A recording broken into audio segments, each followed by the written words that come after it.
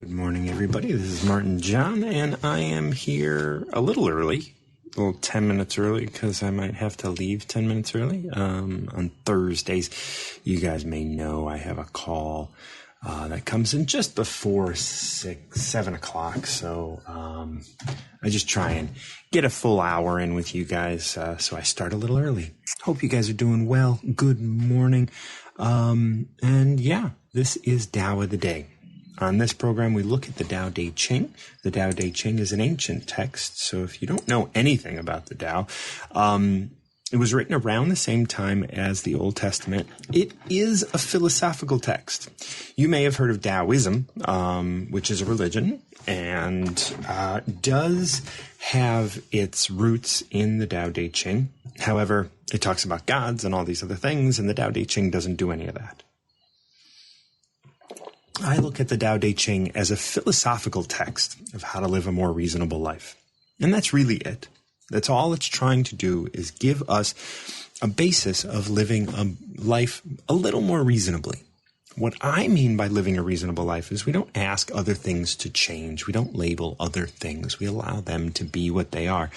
And we get to be what and who we are. Yes, that does talk about surrendering to the fact other people are going to be as they are. That doesn't mean we have to submit to them. Doesn't mean that we have to fold to their desires. There's a way for us to live our life in harmony with all things, trusting that they're all moving in the right direction. And that's what the Tao really sort of helps us do, helps like spell that out for us. And how this show works is that I ask if you guys want to come up, I don't ask you to come up. If you want to come up, please do. And we can have a conversation, and it'll start with me just asking how you're doing. What's going on? What's causing you to listen to the show? What's causing you to come up? Do you have anything going on in your life right now that you want to discuss really briefly? And then I'll ask you to pick a number between 1 and 81. The Tao Te Ching consists of 81 chapters, very short for the most part. I mean, maybe 250 words is the longest. And if you're new to Noom Vibe, this whole platform is set up so you and I can have a one-on-one conversation. A conversation that you and I generate, that you and I are invested in. It's a little bit of an exchange. This is actually like, as far as social media goes and social audio and all of that sort of stuff, this is a platform that I really like because it can put you and I together for a limited amount of time. So my timer is currently set for 15 minutes. So if you come up, you'll have 15 minutes of a conversation with me. Now, does that mean I won't talk to you after that 15 minutes? No. If you and I are in the middle of a conversation and the 15 minutes goes up, of course, I'll invite you back up. And if you and I are complete before the 15 minutes are up, you can leave. Sometimes people come up and they don't know that they're coming up. They push that little cat or the join or whatever it says. And then I'm here and I talk to them and they're like quiet because they didn't realize they were coming up. No problem. What I do, if you stay quiet or you don't speak or you can't get your mic, after a minute, I'll send you out. I'll take you off the stage and either take someone else or keep talking about what I'm talking about. So that's what this show is. I'm glad you're here to join me. And I don't know what to talk about today, really. Yesterday, I had a really great day. I had an exchange. There was Julie's going to join me. Maybe that's because I said I didn't know what I was going to talk about. She was just like, well, I know what to talk about. Julie, how are you this morning? Or this afternoon almost? Your favourite talker. If there's a space, you can rely on your friend Julie to come and fill it. Come and fill it. Yeah. That's very masculine of you. Thank you. I'm going to talk about today, again, I've been asking quite often on this app, this lovely support system that we have, about my assessments and about how to approach them. I was talking to Christina Holly yesterday, who was very, very helpful. And I changed my attitude towards this huge mountain. And with the conversation I had there, I had a friend of mine come and visit the house. And so I was able then to word in what it was that I needed, what it was I wanted to ask. Because sometimes when I'm asking a question, I don't get really down to the nitty gritty of what it is I'm looking for support with. So my friend came around yesterday and I can actually get on with my homework today because he created this lovely little structure for me to work with through all of my questions. So he said, right, first of all, how many words are you allowed in this assessment question answer? And I said 600. Now, the word 600 and the amount of words that I'm allowed to put in has been playing on my mind quite a lot but I couldn't figure it out what that number was. I knew I had to stick to 600 numbers, but I didn't have the plan to be able to put those word numbers into some kind of layout, if you like. And the reason for that I'm lost. I just want to figure out, like, I don't understand. You're doing an assessment for school. I am doing I'm not doing an assessment, I am being assessed. By so who? I'm replying, I'm having to answer assessment questions to gauge what knowledge I've gained on this course that I'm doing. The hypnotherapy course. Yeah. Yeah. Okay. Just waving at the neighbour. I take, because I'm not academically, I haven't had the input academically on how to approach these things. Yeah. So I was very lucky. I was able to be really humble. And a friend of mine who knows me really well, knows my backstory and stuff, just says, look, you've just not been given the recipe. That's all. You've just not been given the recipe on how to approach this kind of thing in some kind of form. So, luckily for me, I was able to have a conversation with him and he's given me some kind of plan to work to, which then stops it from being a mountain. He's kind of carved in some steps for me to be able to get up this mountain. Yeah. Now all I need to do is put my energy into it. So how many words is this, and how many questions? I just want a little bit more. Okay. There are, let me have a look. I've managed the beginning of this assessment. It's a diploma, and there are 26 questions, all in all wanting to have 600 words or less, not answering less them all. You can only use 600 words. Yeah, not to answer them all, but for each question. For each question, you have 600 words. There's 3 stages, and in each stage there are approximately 1.6 questions. Yeah, 6 questions. So, and then I have to reference it. And like I've told you, I'm not academically, educated really. So what do they mean by referencing? Well, they want the Harvard style of referencing. So I can talk to my friend about that. Yeah. So could you answer all the questions? If you read the questions without thinking about the references and the style, if you read all the questions, would you be able to answer them all? Yeah, but not in a Julie way. Would you be able to answer? In a Julie way. You've got it. You've hit the nail on the head. So you have the answers, and you know the answers in a Julie way. Yeah. However, as soon as we start thinking, okay, I have to find someone other than Julie that said the same thing Julie is saying in some book somewhere, and make a reference to that author as if they're the important ones that answered the question, while really I'm the one that's answering the question. Is that where you're at? No, the approaches are the references. You need to reference the approach by various authors, professors, psychotherapists, etc., title. Right. But you have to, because we're learning from the basis of them. So they're kind of laying the foundation for our own interpretation of what's going on, basically. Okay. So the references are to William Golden, Andrew Salter, Albert Ellis, James Braid, and all of those things, which I know because I'm telling you about them. I kind of know their ideas and their approaches.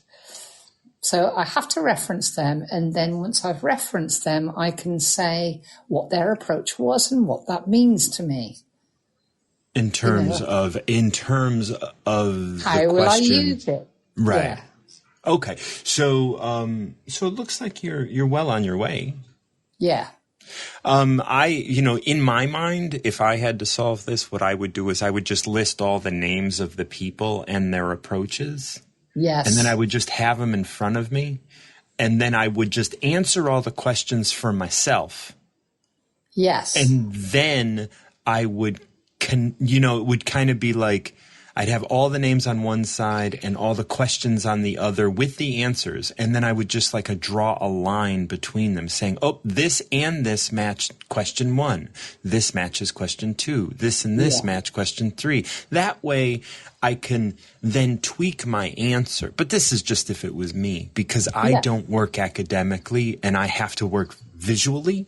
And so I'm even looking at my wall right now as if I have a poster board up with all of this information. That's that would be because I am freaked out and overwhelmed just by you telling me these things.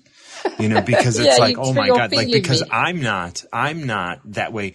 I keep thinking of yesterday I met with another healer and we did an exchange. I did her portrait. She did sound healing on me and it was really great and stuff. But I can't, I don't have educated knowledge. I created my modality and my modality is super powerful and she recognized that. But to be able to express it or to be able to say where I got it or be able, it's just I just in living, and that's right. And your understanding of this is coming from you. Yes. Other people have, and you probably know all of the information, but it's probably for me, it would be just a jumble in my head. That's right. You've got it absolutely bang on the money, Martin John. You are describing me. Yeah, the only way to deal with that is get offline. Get off the computer as much as you can and write it just on big poster boards in your room. Just write the names down. Yeah, that's what I would suggest. Because if you have the names and your understanding of their approach in a sentence or two, then it's all right there. And then you can just visually look at it and be like, oh, this question and my answer to this question match so well with, this person's. Oh, okay, I see it now because it's in front of me. But that's everybody in the educational world expects you to just know things and to be able to, put it together and articulate it. And it's I can articulate an answer here. But I can't necessarily just pull out of a hat some names of people and, bullshit my way through it. I have to understand it. That's the thing. That's the underlying thing about it all is it would be so easy to whip onto ChatGTP and fire out all of these answers. Right. It'd be so easy to do that. It'd be so easy to just rearrange a few words and claim them as my own. It's so easy to do that. But for me, that wouldn't feel true or real. That's the work. That's the thing. It's interesting. Learning is uncomfortable, Julie. Yeah. You know that. And if we don't allow ourselves to be uncomfortable, we're not going to learn. Yeah. I don't know how to get around the town that I moved into a year and a half ago without GPS, because, and people, my neighbor will talk to me about streets and I have no idea where they are because I have not gotten lost. I have not been uncomfortable. I have not actually learned how to get around. Yeah. And I don't have to. I now have memorized the way to get to a place, and I don't have to use GPS, but I haven't learned where it is. All I know is turn left, turn right, there it is. Yeah, by the tree, by that house, by that pub, by that, if you dropped me, if I left from a place that was not my house, I don't know that I could get there. You know what I mean? And that's the thing with learning. It is uncomfortable. You know, I really, we're going to talk about learning now. Good. What a child, you know, everyone says children learn better than adults, and I disagree with that. The biggest difference is that children are constantly learning, and they're constantly learning a lot. And if you put yourself in a position to constantly learn a lot, you would, one, go mad because of how uncomfortable it would be all the time. Yeah. And, but you would be able to, so just like if we dropped you in the middle of Russia, I don't know if you speak Russian, but you would eventually learn how to speak Russian. And it would be better if you spoke a language that wasn't English, because I'm sure English is spoken throughout Russia, you know. But if there is no way of utilizing your first language, you will learn a second language very quickly. But you will be uncomfortable, and you will get a headache, and you will be overwhelmed, and you will be frustrated for days before it starts to sink in. Yeah. But you'll learn it. I understand that, Martin John, because that's exactly what's going on here. Right. You have to stay uncomfortable. Language. Yeah.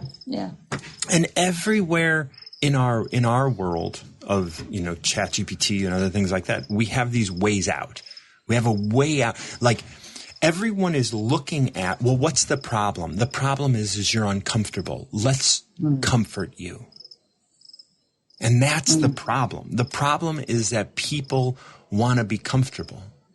They don't want to feel uncomfortable. And so they're learning less and less all the time. And also at the same time, they're kind of losing their autonomy, so to speak, their ability to get comfortable again. They're losing that ability to be able to utilize their skills going forward so that they can become comfortable again, because that's the work. Right. We have to learn. And learning is just like it's uncomfortable. Much love to you. Thanks so much. I'm so grateful for you giving me a space and talking. Absolutely. To me. You're lovely. Well, did you have a number that you want? I do have a coach Nicole in the queue. Can we go for a number 26, and then I'll step off and allow Nicole to come on? Okay. I'll revisit 26 when I'm done with Nicole. It is called Wasted Movement, so I'm going to go ahead and read this with you. Thank you. Without knowing darkness, light is mysterious and distracting.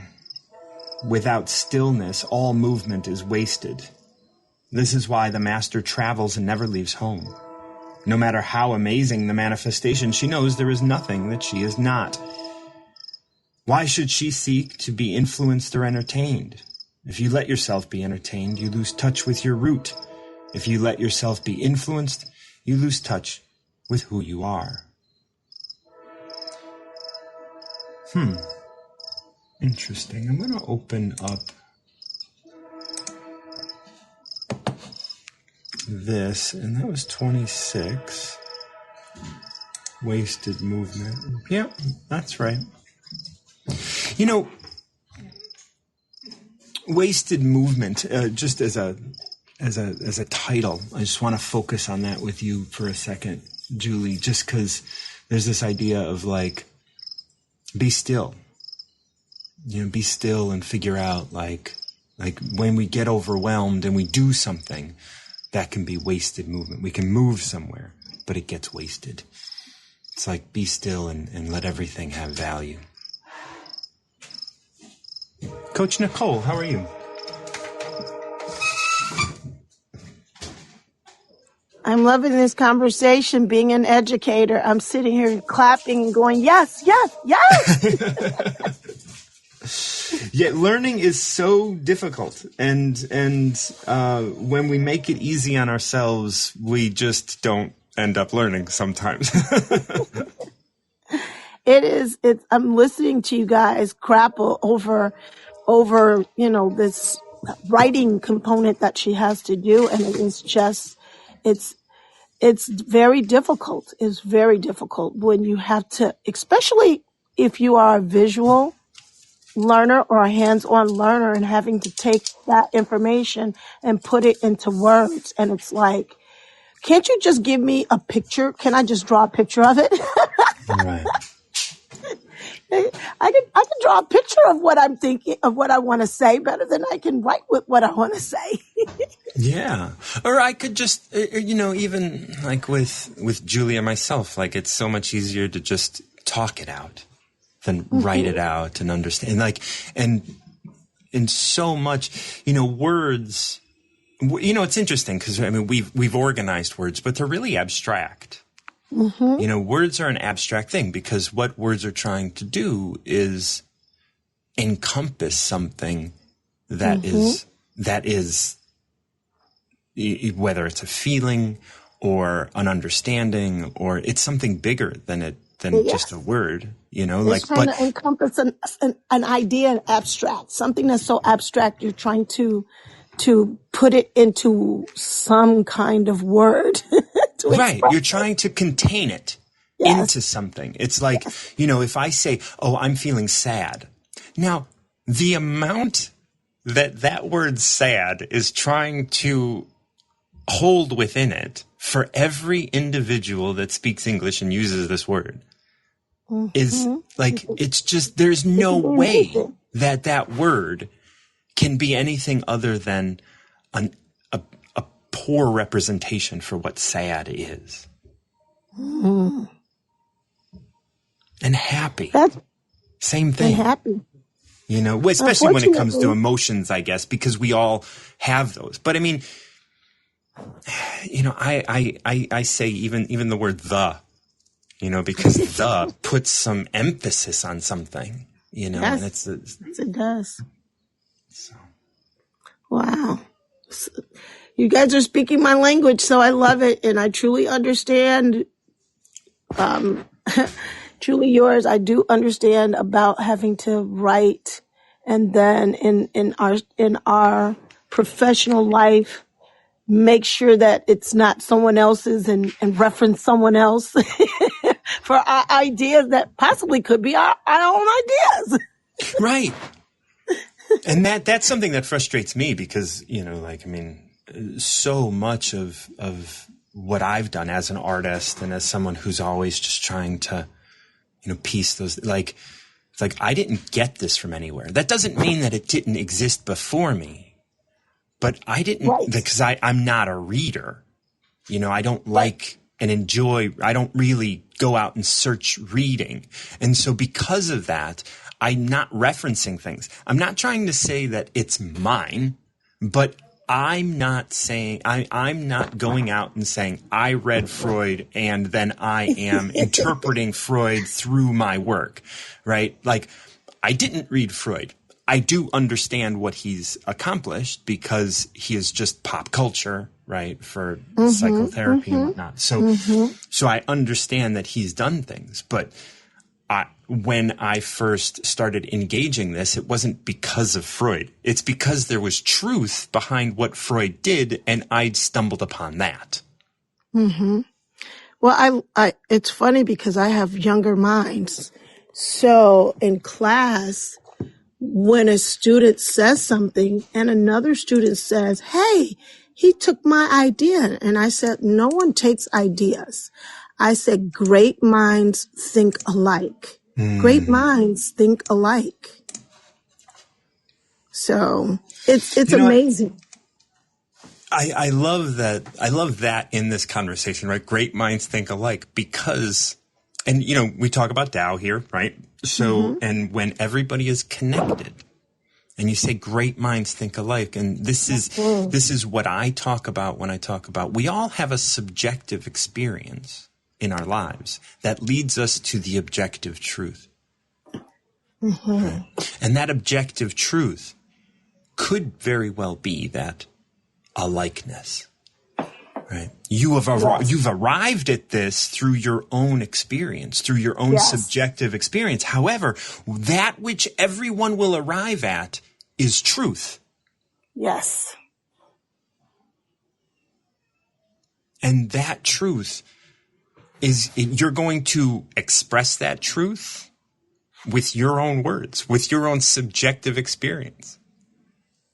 But that truth is still truth, and no one can take it from you. It's just you've observed it, because the truth can be observed through your subjective experience. That's great. That's beautiful. Did you want to pick a number today? I did. Let's do it. All right. I think that the number that keeps blaring out to me all week is number 18.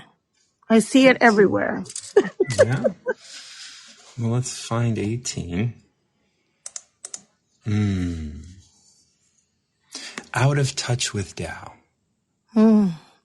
So this is an interesting one. I read this one at a yoga studio recently, and this is about the dissolution of Tao. This is about the dissolving when we lose touch. And you teaching children, like, this is going to be a really important kind of message. Okay. So when out of touch with Tao, etiquette is observed. When etiquette can't be abided, we find excuses to make it proper. When excuses gut the family, chaos favors the hierarchy. When all the neighbors are in chaos, blind loyalty is demanded. So this talks about these 4 stages or 5 stages, just glancing at it, I think it's 4, but of dissolving. First off, we start with Tao. Everybody is perfect as they are. And then we create a structure that people have to work within. Rules, etiquette, right? When kids are in class, there's etiquette that has to be abided. Before etiquette had to be abided, kids could be as they are, and they could be in touch with who they are directly.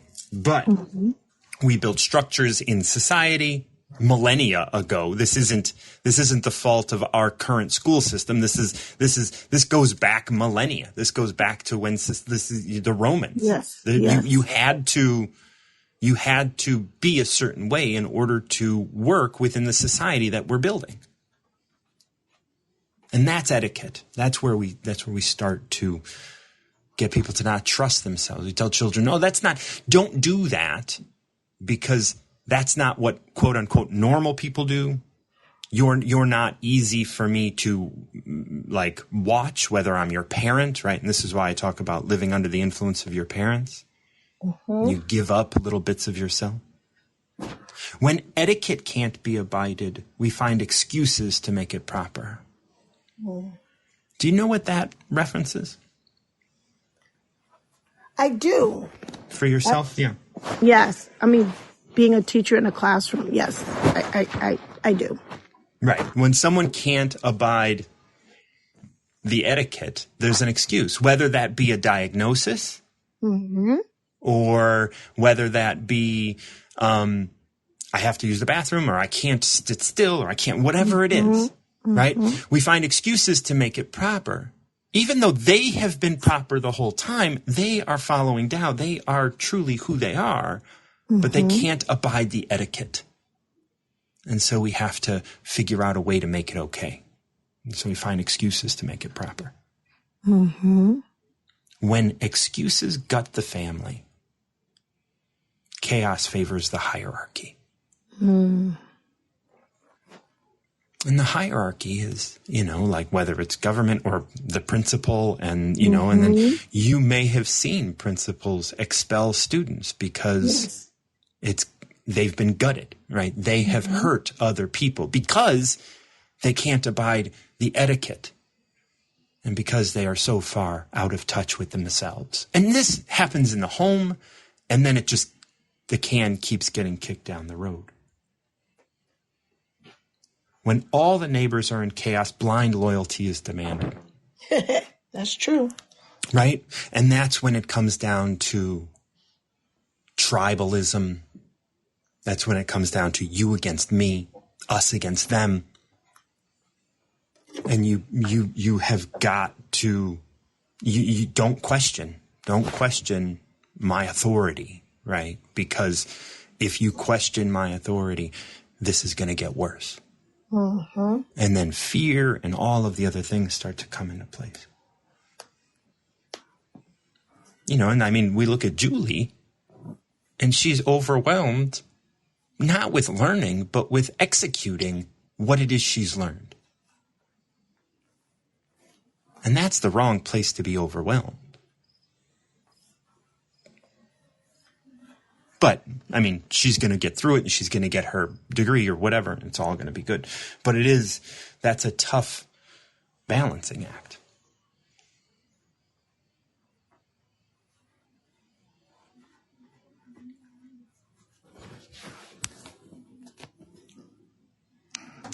Wow. That's very deep. And it's very truth. I mean, it's truth. When I look at it in my life and being an educator and,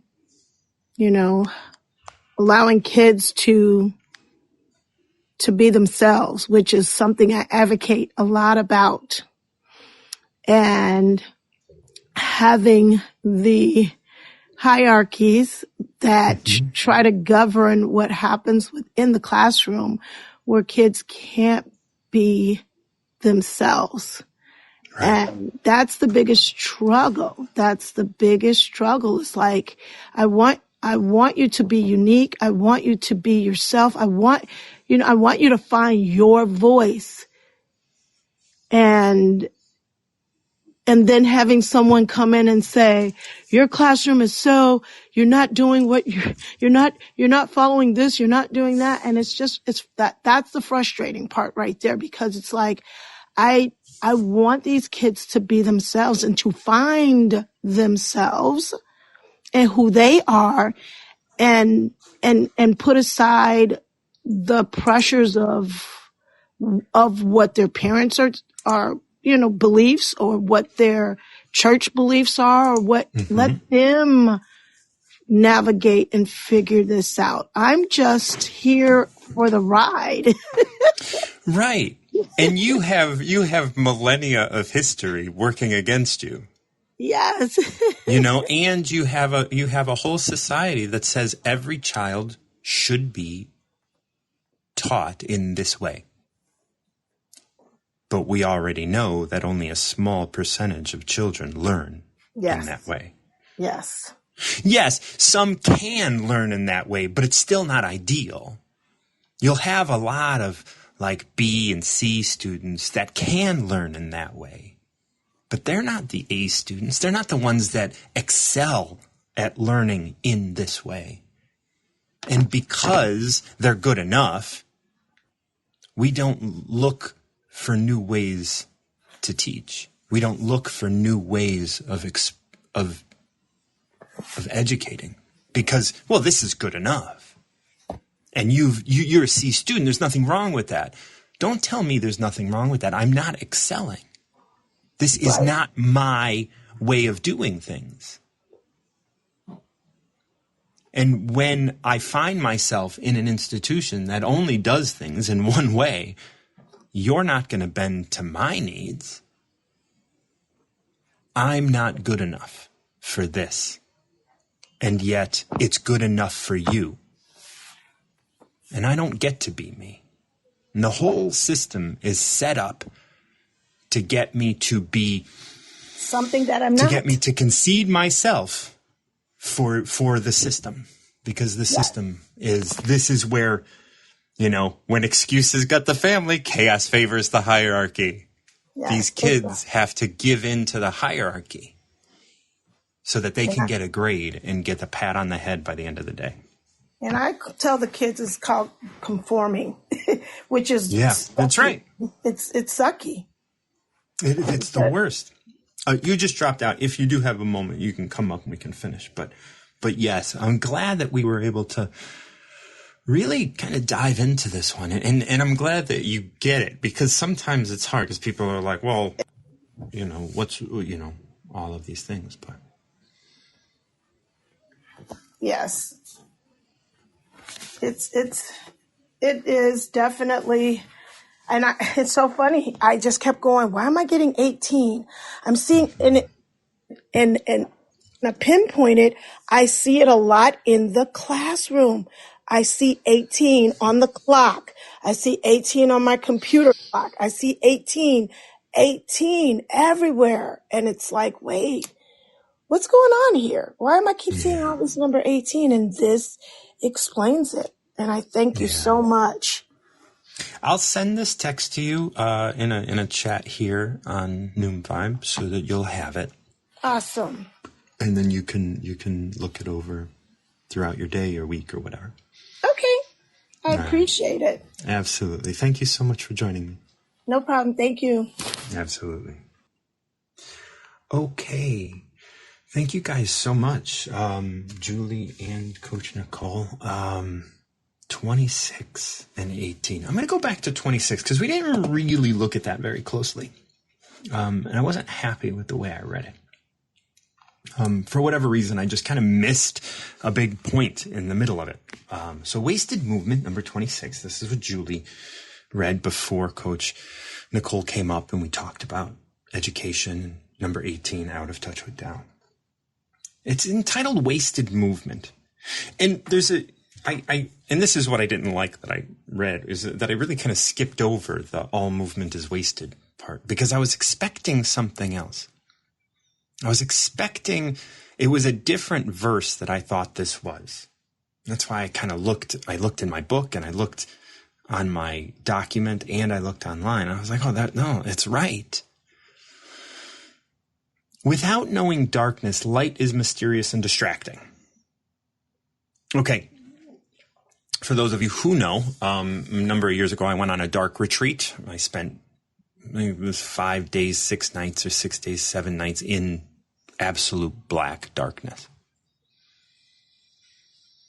Darkness allows you to see differently, not with your eyes, because there's nothing to see. You can't see your hand in front of your face. There's nothing there.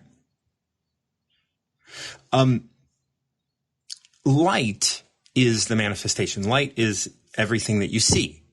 And everything that you see is telling you that it's real. When you see people, when you see cars, and when you see things. And if you've ever done hallucinogens, you'll know that not everything you see is there. Now, if you've ever had a dream, you can recognize that not everything you see is there.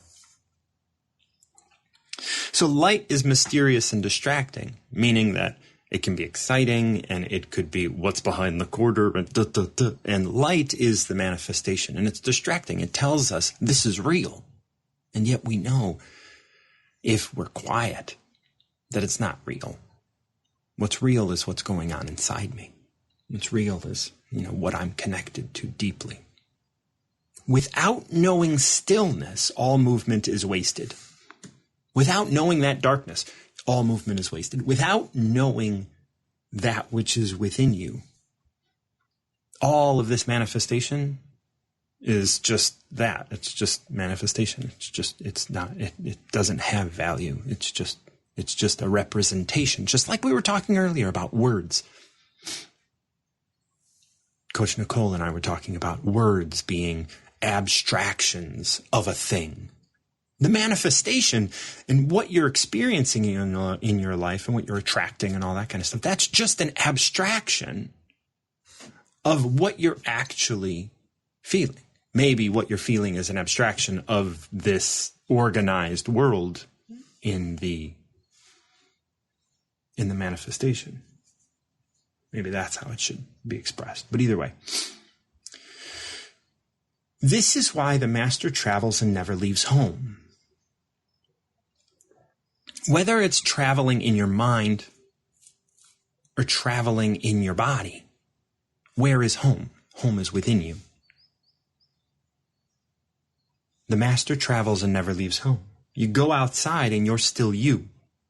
You interact with someone and you're still you.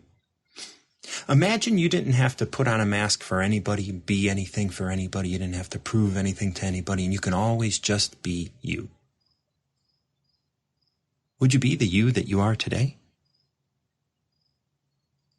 Would you be the you that you are in front of your friend, boss, lover? Is all that the same person? Or are there different people? This is why when you travel, you never leave home. You never leave your heart. You never leave who you are. Now, in our world, as we were talking before, you have to, concede to the societal norms. A 6-year-old isn't going to be able to not be in school. Isn't going to be able to ask for a different way of learning. If they don't learn, we do what we can to make it easier for them to learn. But they're learning all the time. They're just learning what they want to learn, rather than learning and being easy to control by adults. No matter how amazing the manifestation, she knows there is nothing she is not.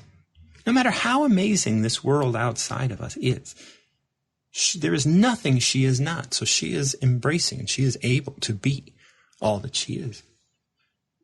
And she can be that with everybody. Because anything that she sees in the world, she knows that's her. That's just a piece of her. You don't have to want anything more than that. Just like we were talking with Julie, and the idea that she knows the answers to these things. And yeah, for her class, she has to connect these dots. But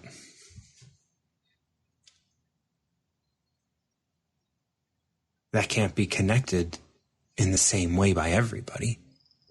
But if there's truth to it, this is why someone asked me if I read this person. Have you ever read this person? It was just no, but if they're speaking truth, I know it. And I know it because I've spent time in the dark. You know what I mean?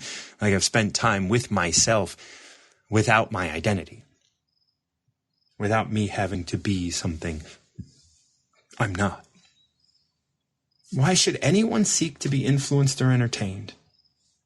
Everyone wants to go out and be an influencer. Why should anybody be influenced? Your role as an influencer is just going to dwindle as more and more people realize they don't need to be influenced. They're going to do what they do, and that's good enough. They don't need to be entertained. And that's what the world is full of right now. I want to influence people and I want to entertain people. This is what everybody's trying to accomplish. But the question here is, why should anyone seek to be influenced or entertained? Why not you be yourself? If you let yourself be entertained, you lose touch with your root. If you let yourself be influenced, you lose touch with who you are. How are you, Melissa? I'm doing well, Martin John. How are you today? I'm brilliant, actually. My life is easy. You are brilliant. You are definitely brilliant. And, I was one of the things that I was thinking about when you guys were talking, and we've been doing a lot of talking about learning and that sort of thing. And I think that for all of us, we excel in different ways. And even though I know you said that reading isn't really your thing, but you can communicate, and you do read. You read to me all the time. You read to me from the Tao. And so I think that, we all choose to communicate in different kinds of ways. And I know that it's hard for, especially when you're given a specific format, like, Julie was like, she has, I don't know if it's APA format or whatever the, thing is that they're trying to make her, fit her connections into this certain mold. And I know that can be a struggle, and it's interesting because, I'm going to probably have to do that with kiddos today. They're going to, one of the classes that I'm in, they're working on a writing piece, and where they're communicating how they can make connections with this text. So it's not exactly the same as what Julie's doing, but it's similar in the fact that they're expressing their thoughts and then making connections and, kind of getting evidence from a text.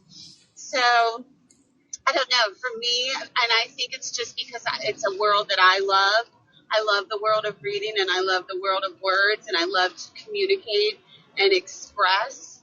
So I can see that it's challenging, and I don't know. I get kind of where you're coming from with the conforming, and it is tough when you want to express yourself. Like, I love the idea of expressing yourself through pictures, and I know you express yourself through art. And I think for like people with the right brain and left brain, I think it's really hard, but I think it's very valuable that we do communicate our thoughts. And I know it's frustrating when sometimes we don't get to choose the way that we can communicate our thoughts, and, trying to fit that square peg into the round hole, and it just doesn't work, But yeah, I was just kind of thinking of it in a different way. And, because like I said, it's just something that I love, is expressing myself. And I know for a lot of our kiddos and even our adults. And I think that if Julie doesn't mind, I might share this with the kiddos today, that I have a friend who is a very intelligent woman and struggles to express herself in a format that she's given, not when she's not allowed to choose the format. So I don't know. I've been talking a lot, Martin John, and you've said nothing. So I'm going to stop and let you get a word in here. It's good. It's good. Like, awareness is key. A lot of times when people talk, I just let them talk, just because, you can dig your own hole. No, I'm just, I always want people to kind of be able to express themselves completely, and the Tao talks about the idea of expressing yourself completely. I'd love for you to pick a number, and then I could use that as, because I know you'll pick a number that'll help me express what needs to be expressed. All right. I'm going to go with number 40. 40. Wonderful. Oh, this is nice. Again, very short, very, very short. The movement of Tao. And you know what's crazy? I'm passing by Route 40 right now, and that is not why I chose that. Isn't that serendipitous, my friend? Serendipitous. Very serendipitous. And this is going to be good because, you'll probably have to turn around soon. This is called the movement of Tao. Tao is always returning. It is also always yielding. In the manifestation, all things are born into existence, yet surrender, and are renewed every moment within Tao. So what's interesting about what we're talking about here, and what you're addressing, is we always have to go and reassess. Right? So I've had to reassess my relationship with reading to the point that I wrote a rendition of the Tao Te Ching. Okay, so I obviously respect reading to some degree. And we have to reassess, right? Reassessing is what this is about. Like, Tao is always returning, it's also always yielding. So you return to, I don't read, but I yield to the fact that reading is part of everything, and part of me, and part of my upbringing, and part of what I need to learn about. It's a lesson for me somewhere. in the manifestation, so in our lives, all things are born into existence. Whether that's reading or the concept that I don't like reading, that's born into existence somewhere because of something. Yet surrender and are renewed every moment through Tao, within Tao. So I have to surrender to the idea that, yes, okay, I don't like reading. I had to surrender to that being okay. And then I had to surrender to my wanting it to be okay that it wasn't okay that I read, and all of these sorts of things. And so we're always sort of reassessing where we're at. Even your love for reading will have to be reassessed. Not that you will have to not love reading, but maybe reading is bigger than needing a defense.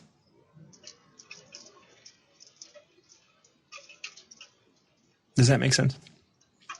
Say that last part again. You said reading is bigger than needing a defense. Oh, okay. Okay.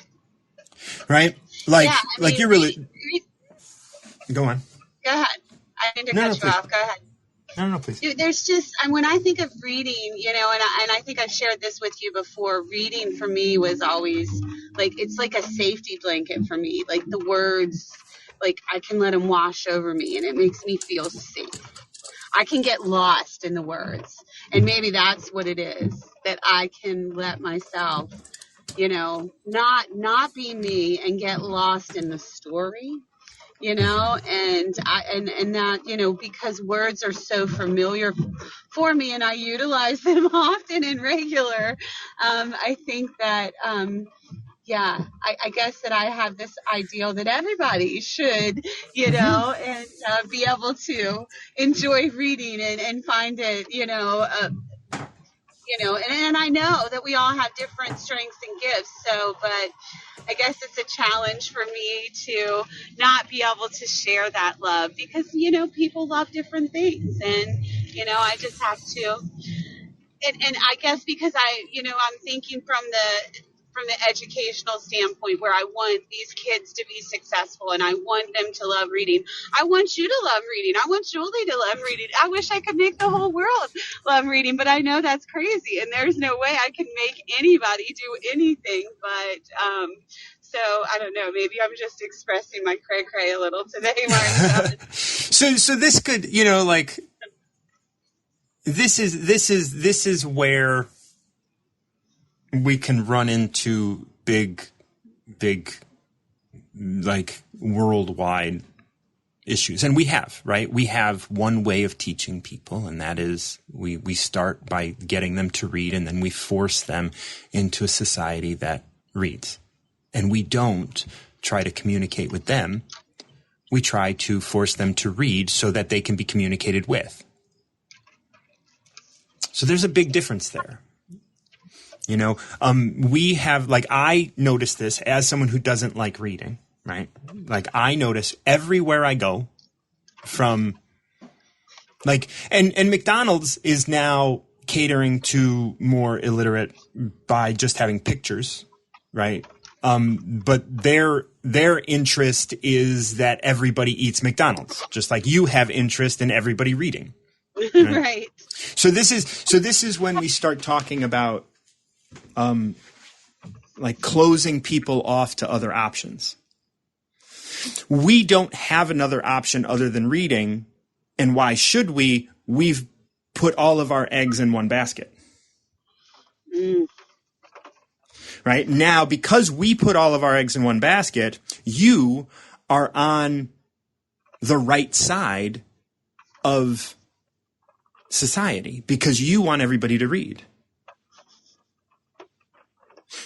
I can't argue with you. I can't argue with you and say that actually reading has held us back because I don't have any proof of that because we only have reading. The words that you talk about reading, like safe and warm, I hear people talk about, and this is not to be confrontational at all. I hear people talk about heroin in the same way. Would you be okay with someone saying that, with someone speaking of heroin as if everybody should do heroin because they feel warm with it, because they feel comforted by it. Absolutely not. Okay, so then all of a sudden you're choosing your drug of choice over someone else's. Well, I never thought of reading as a drug of choice, but I guess when you... I mean, do you understand, like, with the way, just in the way that you described it, I felt safe and I felt warm. I felt held. People have that same experience with drugs. And I'm not saying that you're using it as a drug. Like, if there is escape to reading for you, there may be pacifying tendencies.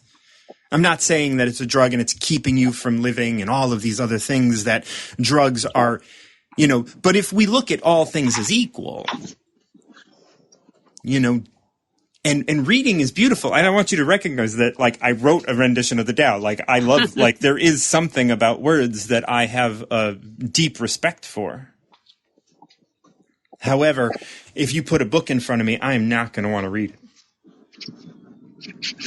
That doesn't mean I won't. It just means that it would take a little bit for me to want to do that. And again, this is just perspective stuff. There's I don't want you to think that I think you're wrong. I mean, you're right. But there is this idea of, like, and in this number 40, it says, in the manifestation, all things are born into existence. Writing and reading has been born into existence, yet surrender and are renewed every moment within Tao.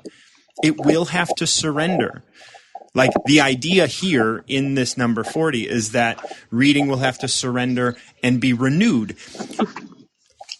I would ask you about, do you think in 40 years we're going to have books that have pictograms in it and words and things because of the way that we use emojis and stuff like that? Do you think writing is going to change because of the way we text? You know, it's very interesting you should bring that up, because I had a teacher that was showing me a student's writing where they were very much writing in the way that the fashion that we text. And so I had never really considered the evolution of writing going in that manner, but I guess to some degree it is. And I was kind of not really sure what you and Nicole, Coach Nicole, were saying about conformity, but I guess that is a way of conforming, is changing what you did to a different fashion because that's what everybody else does, you know. Like, I'll say, using an acronym when I text instead of writing things out, which is, something that once I was adverse to, but now I've kind of joined the bandwagon. So I can kind of see, I was kind of struggling when you guys were talking about conforming. I'm like, is it really conforming? Because I think I'm being helpful, but I guess I am asking the kids to conform, which I didn't see it that way. Well, but you work in an institution and in a society that if they can't do that, if they can't conform, they are going to be ostracized and pushed out. So it starts with the society as a whole. And then if these kids can't read, there is no other option. And so you have to teach them how to read. You have to get them at least to the point that they could maneuver in the world without, with enough, and then you just dropped off. So please come back if you want to keep talking. If you're mad at me, you can stay away. But we have to, we've been doing this for millennia, right? School is fairly new, but we've been doing this whole thing, school in the way that we have it today, where everybody goes. That's new. It used to be only for the select few, for the people who, were aligned with it. Other people did what other people did, whatever, like building things or being slaves, in Roman times and stuff like that. No. So yeah, and this idea of this number 40 is that it's cyclical. Like, it will collapse, and it's going to collapse because we're trying to get everybody to do one thing. And when that is controllable within the school, then everybody does the same thing. But when it gets out of the school, all of a sudden we use pictograms, we use shortcuts, we use all of these things. And now when you write, like, I can't write an email without AI coming in and suggesting I write something very specific. You know what I mean? Like I don't know that I've written anything on my computer that AI didn't help me write in one way or another, even if it's just changing my spelling. And that's been happening for 10 years because not being a reader, I don't spell really well. That makes sense. So AI is just taking that work away from us. Well, you want to hear something crazy? Our school district uses AI to interact with the kids and to help them read. What do you think about that one, Martin John? Yeah, I was waiting. I heard that breath. Come on. What do you think about that one? Well, we can talk about it. This is because teachers are people. They will teach kids in a more fluid way. They will teach kids in a way that isn't necessary. Like, they will teach to the child. Now, if AI can identify things that can help individual students learn and maybe, be like, oh, you've made this mistake and I'm recognizing that mistake may mean that you're dyslexic, and now I can change my teaching pattern so that I can get in touch with you. So it is possible that AI will be able to individualize lessons more than a teacher. Because a teacher has 30 kids to teach, and you can't write 30 different tests, but AI can. So there is a possibility that could be good. But it very much depends on how AI is being structured. Absolutely. And we don't know how it's being structured because it's learning for itself. So we can't really say that it's going in the right direction. I would prefer a teacher teach, but if I would prefer these kids not have to learn in this way. I would prefer kids, like, I like Montessori education, but it falls apart as you get to middle school and stuff. So I don't know the answer to it. Not having children, I'm not as invested in the education of children as I would be if I had children. So I'm not the person to ask about that. But having been someone who's been through traditional education and was never really, never excelled in that. I was never even a strong B student. I mean, I was a C student at best. And that plagued me for most of my life. And that's only really because I was being measured in a way that wasn't important to me. Yeah, I think we talked about this before, and I think that especially with the meeting that I had yesterday, that measurement piece is really hard, I mean, the way, and that's what I think Julie's struggling with right now is the manner in which we assess. And, the assessment does have to come sometimes in writing because, how else is this teacher that she's maybe not face-to-face in person with going to determine whether or not she's gained these concepts? And why is it important, and that right there is the question. Why is it important for her to gain these concepts? Yeah. You know, like the root question that we're asking with education is maybe what needs to be asked, not how can we get her to. We say, why are we trying to get her to do A, B, C, whatever that is? Like, what is our goal here? Well, based on that meeting yesterday, our goal was to beat the state standards. So, So there it's you that go. arbitrary bar that's put in That's place. right. Like, you have to jump this high, Martin John. And if you That's don't right. jump this high, you're not a jumper, That's right. Yeah. And that, like, you can see that that's fucked up, right? Yes, because I'm not a jumper. Right. So And it's I like, say that in jest. But that's the, and there are jumpers out there. Yeah. You're a reader.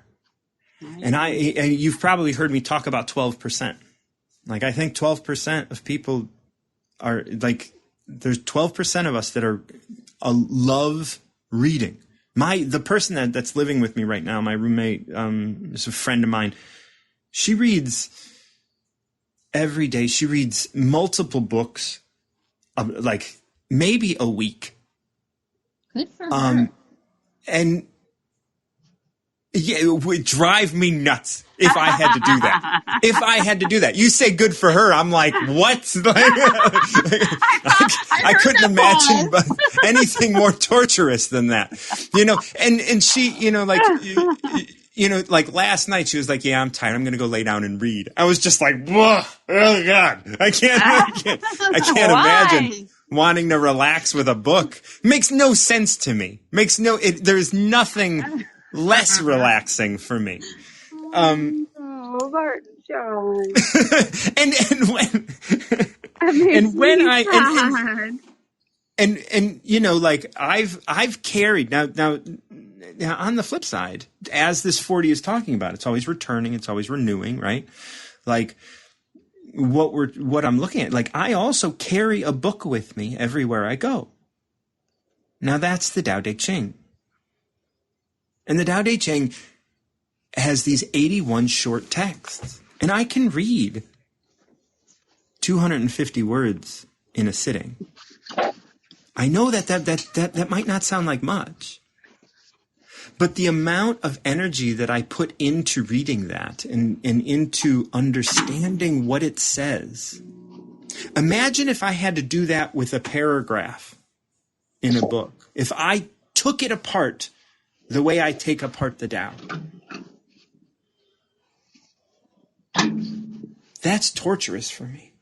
Well, I'm glad that you gave me this insight, because even though I still have to go into the classroom and help the kiddos write today, it's going to give me more empathy towards my kiddos that are really struggling, and help me to be more compassionate, because I'll think of them as little Martin John. So just need a little bit of love. And we're going to, like it took me until after I got out of school to really start learning. Because I just could not learn in the classroom.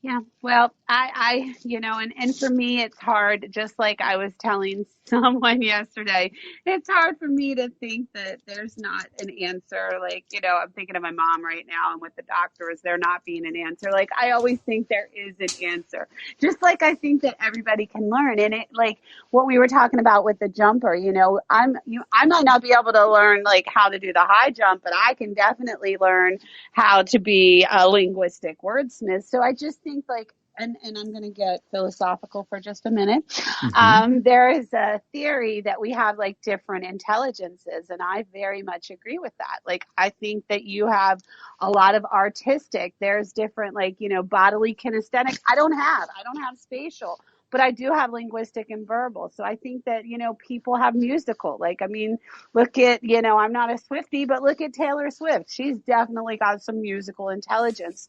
So I really think, that the athletes have that bodily kinesthetic, and I think that we all have varying amounts of it. And I think when we struggle is because maybe you're verbal linguistic, you don't have much of that. So that's why, it's torturous for you. Whereas for me, I think I have a lot of that in my makeup. So that's why I love things relating to words and reading. Does that make sense? Yeah, absolutely. And the thing is we force everybody to learn through school, but we don't force everybody to, toil with painting and drawing. We don't force everybody to toil with speaking. We don't force everybody to toil with sport. We force everybody to read and write. That's the problem. Oh no, there was a time that they had me doing that. What's that? Go ahead, I'm sorry. No, I was thinking of like gym class when I was little. Like there was stuff, they forced me to do Martin John, and I tell you, I really did not want to do like square dancing. Come on, Martin John. Really? Why? But they didn't keep you back because you didn't do it. Well, actually, you know what's funny? I'm going to counter you on that because this is something you don't know about me. I actually dropped out of high school because they told me I was not going to graduate from high school because I was short a half of a PE credit. So I have to disagree with you, my dear. They were definitely going to hold me back. Okay, so that half a PE credit could be taken maybe as a health class. Well, what it was is I had lived, because my family moved, I had lived in a different state. And in Texas, I took ROTC, which counted as a gym credit. But when we moved back to Maryland, they did not count it as physical education. So they told me I wasn't going to graduate. And I'm like, see ya. So, right. And so, okay, I'll buy that. And that's good. I'm glad that you, I'm glad that you had that experience, because now you can understand when someone doesn't want to read that they have, that's what they have to contend with.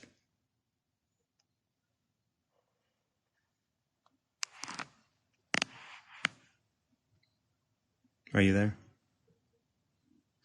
I am. I'm just trying to equate the two. I was just trying to. If someone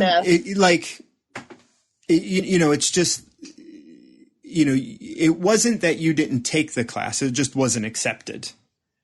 Right.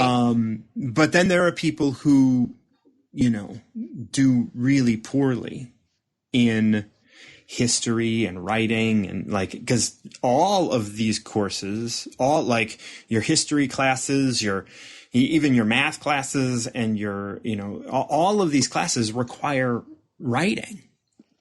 Yeah, absolutely. And that's why, right? So that's why we set them up that way. We set them up so that we can grade them later.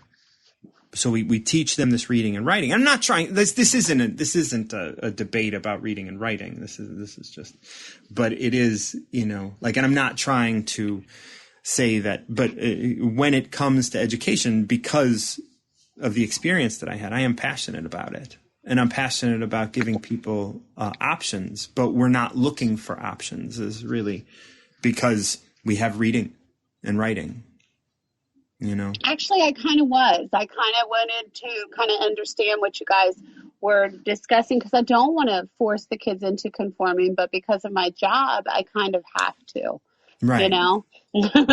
And that's what we were talking about earlier with the dissolution of Tao. That's what we're talking about with Coach Nicole. The idea that, you have etiquette, and, first you allow everybody to be who they are, as they are, and then you have to create etiquette. And as you create etiquette, you create society, and that society has to have a hierarchy, and that hierarchy is the state, and then the individual, and school, and then the principal, and then you, and then the children. And so and this is where we are when we talk about that number 18. And with your number 40, it's always returning. So it is going to fall apart, and it's going to fall apart because only 12% of people really are aligned with reading. Everybody else makes do, and, they'll read magazines and the internet and other stuff like that. And your number 40 is Tao is always returning. It's also always yielding. So there's a strength of reading, and then it's going to yield. It's going to yield to, like we were saying, those pictograms and other things like that. And it's going to yield to those abbreviations, going to yield. In the manifestation, all things are born into existence. We born reading, and then we born text and emojis and all of this stuff. Yet surrender and are renewed. Reading and writing are being renewed in a different way every moment through Tao. And so are we. I know you dropped off. I didn't realize. If you wanted to come back up and finish up, that's fine. Otherwise, I'd understand. And I want to express that I'm not trying to take a side here. I'm just trying to bring in options. There's either, and that's the thing, like there's reading, that's one thing. There's reading and writing and arithmetic are the basic tenets of our education system in the West, right? And then there is everything else that we haven't even discovered, right? I mean, we know that there's art, and we know that there's dance, and we know that there's other things, but there's probably a myriad of other ways of learning too. We got rid of any apprentice program. I don't know of any apprentice program that exists, if somebody wanted to work under someone else, there's no way for them to get a credit or to get anything, right? Those used to be common. And then there's like unions, like that's one way of being an apprentice. But you have to go through all the regular education stuff first. And that's a really interesting thing. And again, I'm not taking a side. I'm just trying to take an option. Be like, hey, there are other options than what we initially believe. And I think number 18 and number 40 they speak to that. I'm going to go ahead and read 18 again, which is what Coach Nicole talked about, out of touch with Tao. When out of touch with Tao, etiquette is observed. Now that's going, we're looking, we have to realize the gap. We haven't been in touch with Tao for, I don't know how, maybe hundreds of thousands of years. Right? When out of touch, maybe 10,000 years. I don't know. When out of touch with Tao, etiquette is observed. When did etiquette start? What is etiquette and how, it's the way that you're supposed to be. So as soon as society is created, you have to be a certain way. And if you're not, you're crazy or you're a criminal and we're going to lock you up in some way because you're not like everybody else. You don't observe etiquette. And then we find excuses to make it proper. We find excuses to make it okay to not abide etiquette. This is like, oh, well, I'm a politician. I don't have to be nice. I don't have to be kind. And it's okay because I'm powerful or I'm rich or whatever. When excuses gut the family, when all the excuses happen, chaos favors the hierarchy. This is your society. It's chaotic. When all the neighbors are in chaos, blind loyalty is demanded. And this is the thing. I'm reading all of this. And I wrote all of this. So it's like, it started with a very good text, right? And I just exposed it or expressed it in my own way. But I do believe in words and I do believe in reading. I just don't believe that that's the only way of doing it.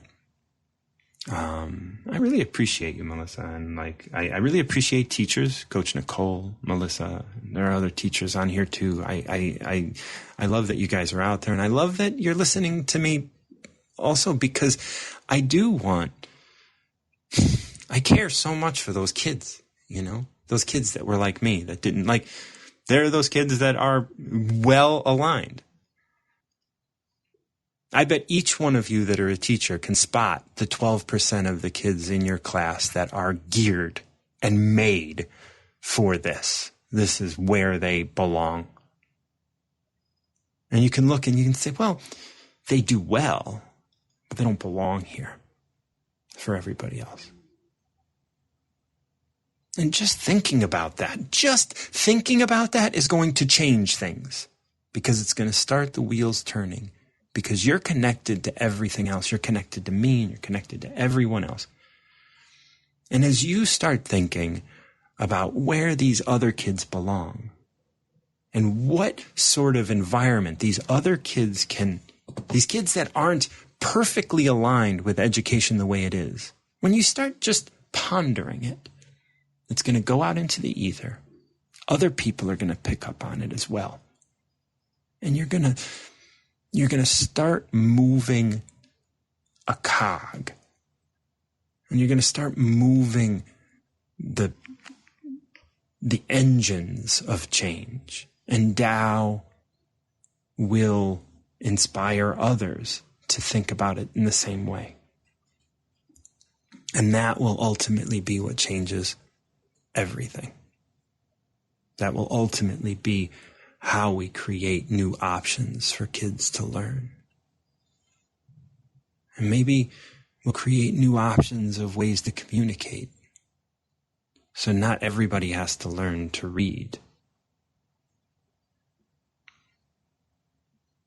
I'm not saying that illiteracy is good because you want access to information, but maybe you don't have to be illiterate to have access to, or literate to have access to that information. I mean, right now, that's our only option. Maybe we can find new ways of doing that. And that's our option now because we put all our eggs in one basket, as I mentioned earlier. 100 years ago, I don't know if most people, well, maybe 150 years ago now, I don't know that most people were literate. Most people, 50% of the people in the world are probably illiterate. And there's still huge numbers of illiteracy out there. But that doesn't mean that they're stupid. Because they have so much to offer, and we all do.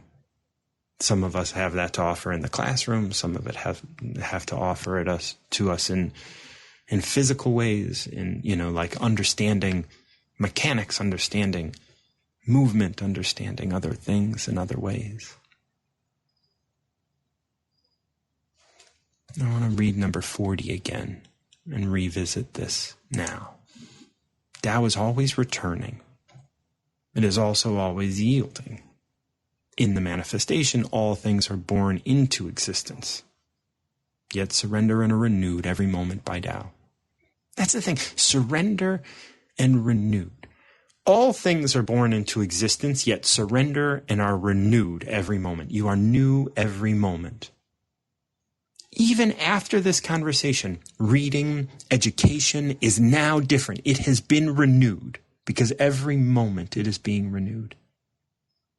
This conversation created a new experience for that topic. And it is renewed. Just like if you're driving and you see something, that changes you forever. Ever so slightly, but it changes you forever, especially if you see something you've never seen before. Maybe you're driving and you see, a bluebird, and you're like, oh, wow, there's a bluebird. I've never seen a bluebird here before. Boom, you are changed. However, slightly. And you are being renewed into the person that you are now. And so when we contribute thought to a topic that was born millennia ago, like education, we change it and it is being renewed. And as it is renewed, we continue to support it. Like I support education. I just don't. And I support education by thinking that there's better ways. My whole life I was always saying, my art can do more. My art can do more. And as I continued to ask that question, how can my art do more? I was led to do my portrait work. I was led to do this. I was led to, write this version of the Tao. All of these things. And it all happens naturally. It all just unfolds. Why? Because of this. Tao is always returning. You're returning to the original questions. It is also always yielding. Yield to what you already know. In the manifestation, all things are born into existence. Out here in the world, we're birthing everything. And everything that we birth, it surrenders and is renewed because of things that you do, because of things other people do. And we're all contributing to it all the time.